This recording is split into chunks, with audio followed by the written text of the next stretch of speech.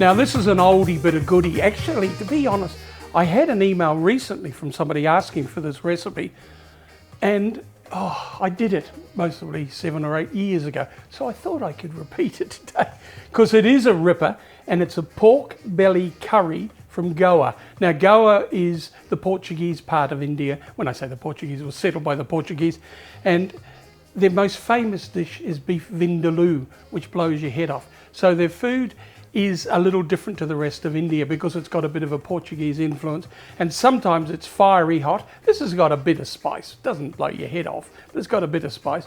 But they always have some vinegar in it. It's part of their style. So this has some vinegar in it as well.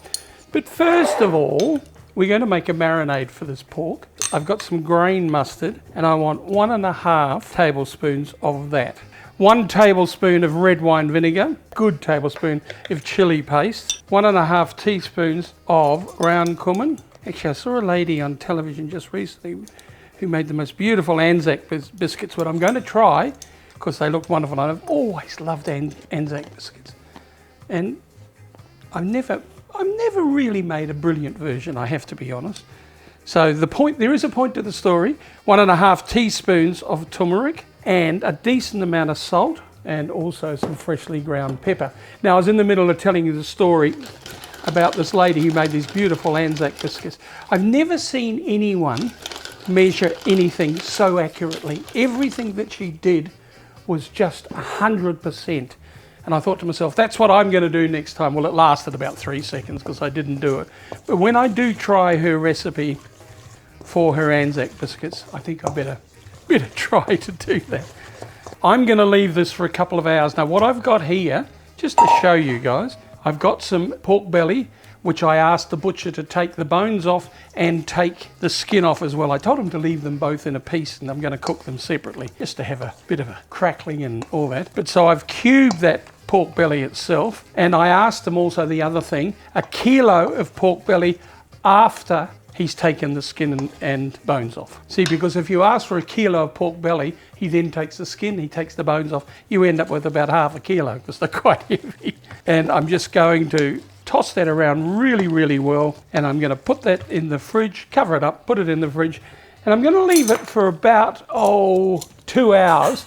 But I reckon, guys, it'd be even better if you did it overnight. So keep that in mind, do it overnight, make the curry the next day, or, as I said, leave it for 2 hours. Give it a mix every now and then though. All right, now, the next step. Some veggie oil in a nice heavy bottom pot.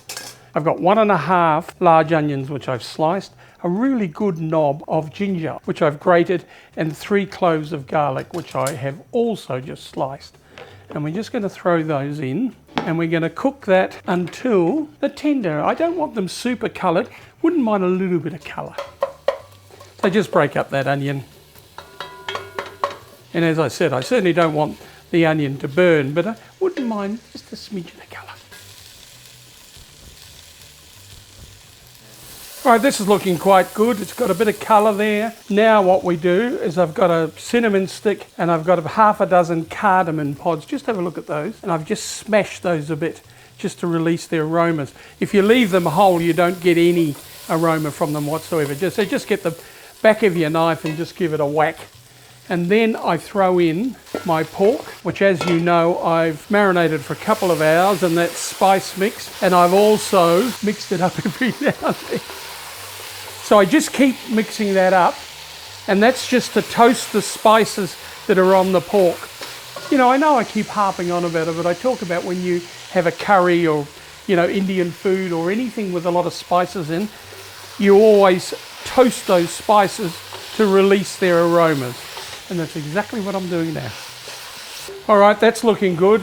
What we then add is some more chili paste, about another tablespoon. That's optional. I like it to have a bit of heat though, I have to be honest. Also, about 1/2 can of coconut milk. You can always add more later if need be, but don't add too much at this time because it can be a bit sort of coconutty, creamy. And also some chicken stock to just cover.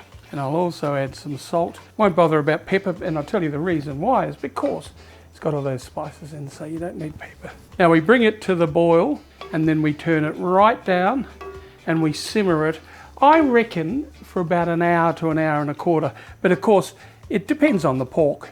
So I'm just chopping up some coriander to go in, and I'll just have a little taste to check the seasoning, which I think is all right, but I'm just going to double check. Gee, that's good. Maybe it's not typical of Goa because it won't blow your head off. It's got a nice bite to it, so it's not too hot. Actually, the funny thing is when I first went to India, all the crew said, oh, we don't like Indian food, it's too hot. And I said to them at the time, I said, it may be hot in Australia and even in England, but you know, in India, there's lots of different variations. And as I said to you before about the Vindaloo, of course, that is very hot, but lots of the others aren't that hot.